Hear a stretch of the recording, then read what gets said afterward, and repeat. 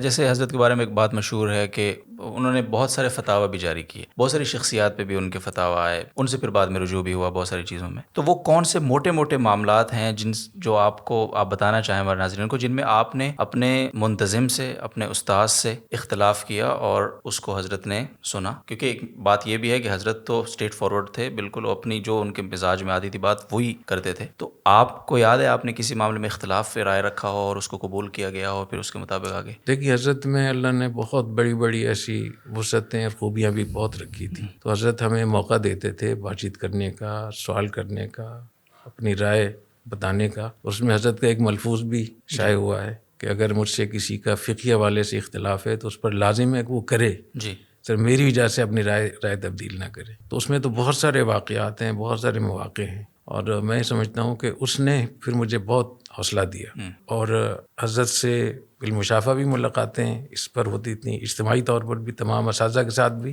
جو مفتی آزاد کام کرتے تھے اس وقت میں، انفرادی طور پر بھی کام، بہت سارے مسائل ہوتے تھے. تو یہ جتنا بھی تبدیلی آپ دیکھ رہے ہیں اس کی بنیادیں سب حضرت نہیں رکھ دی تھی. یہ جو لوگ کہتے ہیں کہ حضرت کے بعد آپ لوگ تبدیل ہو گئے، ان کو پتہ نہیں ہے اس بات کا. جتنے بھی اخبار حضرت کے زمانے میں نکلا، حالانکہ اخبار کے حضرت قائل نہیں تھے. وہ جو آپ اسٹیل کی پلیٹس کی بات کر رہے ہیں تو وہ حضرت نے ہی لکھ کے لگایا ہوا تھا، اور ابھی تک بھی لگا ہوا ہے کہ یہاں اخبار بینی ممنوع ہے. تو ایک ایسی جگہ جہاں اخبار کو دیکھنا بھی ممنوع تھا، صرف ممنوع نہیں تھا بلکہ ناجائز. اور اس کے لیے حضرت تھانوی رحمہ اللہ تعالیٰ کا جو امداد الفتاویٰ میں جو حضرت کا فتویٰ ہے، غالباً 17 وجوہ سے یا 14 وجوہ سے اخبار بینی کو حضرت نے لکھا ہے کہ ناجائز. اس میں کیا کیا خرابی ہیں. وہیں سے پھر اخبار جاری ہوا، وہیں سے اسکول بھی شروع ہوا، وہیں سے رفاعی کام بھی شروع ہوئے، کیونکہ حضرت کی رائے یہ تھی کہ علماء کو رفاعی کام نہیں کرنے چاہیے. حضرت کی رائے یہ بھی تھی، جو لکھا ہوا موجود ہے، کہ جو مدارس میں علماء اکرام کر رہے ہیں ان کے لیے جہاد میں جانا جائز نہیں. اس میں بھی حضرت نے ایسی تبدیلی کی کہ پھر بعد میں اس وقت تک کسی کو عالم نہیں مانتے تھے جب تک وہ جہاد میں نہ جائے. جی بالکل. جی. تو اتنی ساری تبدیلیاں حضرت کی زندگی میں ہوئیں.